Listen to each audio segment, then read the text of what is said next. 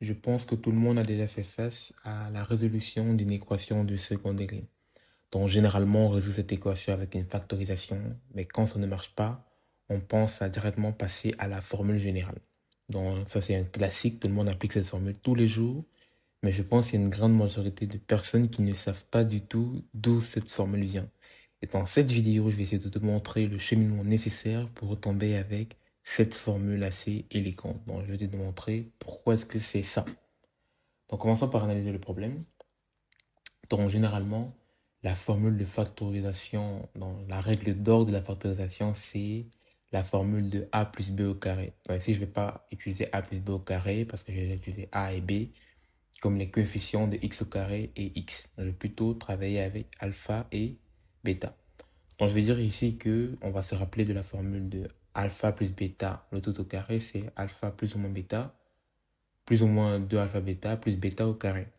Mais le problème ici, c'est souvent ça marche. Donc ça marche seulement si tu as un terme au carré ici, tu as le produit des deux fois 2. Mais ici, je ne connais pas nécessairement la nature de B et C. Donc je ne peux pas affirmer que C, c'est un nombre au carré et que le B qui se trouve ici, c'est euh, le terme qui est ici, fois le terme qui est ici. Donc je ne peux pas dire ça. Mais je vais essayer d'une certaine façon de retomber avec cette expression, peut-être en arrangeant mes termes ici.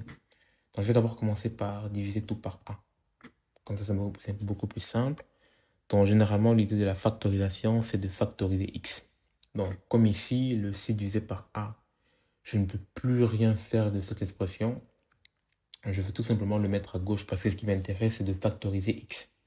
Donc à ce point, tu peux te dire, ok, peut-être je peux essayer de mettre x en évidence, comme ça j'aurai x facteur de x plus b sur a, qui est égal à moins c sur 1. Mais si je fais ça, j'aurai x encore à l'extérieur, parce que ce n'est pas une factorisation qui est dite complète, donc ça ne marche pas très bien.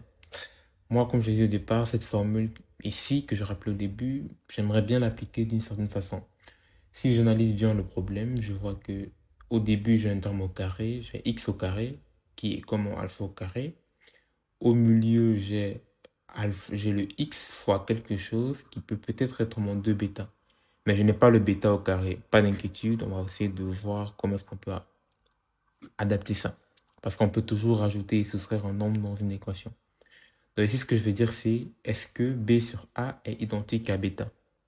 Donc, en d'autres termes, que vaut bêta par rapport à cette équation? Donc je vais poser ça ici, je vais dire que b sur a fois x est égal à 2 alpha bêta. Donc si je vais essayer d'isoler bêta, donc je sais que mon alpha c'était x, donc j'ai voulu que alpha soit x, donc je remplace alpha par x. Et ensuite j'isole bêta. Bêta c'est b divisé par 2a. Donc ce que je vais faire c'est, je vais rajouter bêta dans cette équation, mais je vais rajouter bêta au carré, parce que j'ai déjà imposé que 2 alpha bêta, 2 alpha bêta soit b sur a fois x. Donc tout ce qui me reste c'est de rajouter le bêta au carré. Donc je vais rajouter bêta et le soustraire en même temps. Donc ça, c'est équivalent à rajouter 0. Ou alors si tu veux faire plus bêta d'un côté et faire plus et plus bêta d'un côté de l'autre de l'équation. Ça revient à la même chose plus ou moins. Donc c'est ce que je vais faire ici. Je vais rajouter bêta qui est juste b sur 2a au carré moins b sur 2a au carré. Donc j'aurais juste pu dire en fait j'ajoute bêta des deux côtés de mon équation. Bêta qui équivalent. J'ajoute bêta au carré des deux côtés de mon équation, ce qui est équivalent à rajouter b sur 2a au carré moins b sur 2a au carré. Ensuite, qu'est-ce que je fais? Hop, je factorise directement parce que j'ai dit au départ que ça est équivalent à ça, qui va être équivalent à faire la factorisation. Mais du coup, ici, c'est plus. Et le moins b sur 2a au carré, je le mets dans le membre de gauche ici. Donc, qu'est-ce que je fais par la suite? Je mets tout au même dénominateur. Bon, pas encore, mais je développe le carré.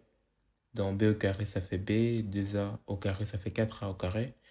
Je mets tout sur le même dénominateur. Ton même dénominateur, tu fais 4a divisé par 4a, ça fait 1. 1 fois b, ça fait b carré. 4a divisé par a, ça fait 4a. 4 au carré divisé par a, ça fait 4a fois c, ça fait 4ac. Ensuite, j'enlève ce carré en prenant la racine carrée. J'enlève le carré en prenant la racine carrée, ici, je prends la racine carrée des deux côtés. Et du coup, j'ai x qui est égal à plus ou moins racine carrée de b carré moins 4c. Je pense que tu vois déjà la solution. Puisque là, j'ai une même base, je peux renvoyer ça de l'autre côté. Et c'est ce que j'ai ici. J'ai moins b plus ou moins racine carrée de b carré moins 4ac sur 2a. On peut, on peut simplifier tout ça en disant que delta c'est b carré moins 4ac. Et tu vas retrouver la formule qu'on t'a présentée, que ton prof t'a forcément présentée en secondaire. S'il ne te l'a pas démontré, voici la démonstration. Si tu l'avais oublié, bah, c'est la démonstration. Et si tu voulais, si c'est mon approche est différente de ce que tu as vu, bah, elle est là. Voici la démonstration encore une fois. Donc, c'est une démonstration que j'ai vue en secondaire également et que j'ai juste répliqué ici avec toi, mais j'ai un peu donné du sens à ce que je faisais. Parce que généralement, on ne me disait pas forcément pourquoi est-ce qu'on faisait ça. On me retapait juste la formule.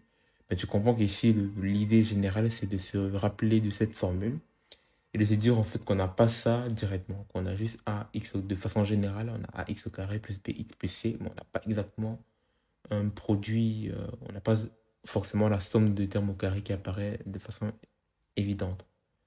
Mais si c'est un peu de changer quelques facteurs, modifier quelques paramètres, de retomber avec ça. Voilà, c'était Djibril, salut et à la prochaine vidéo.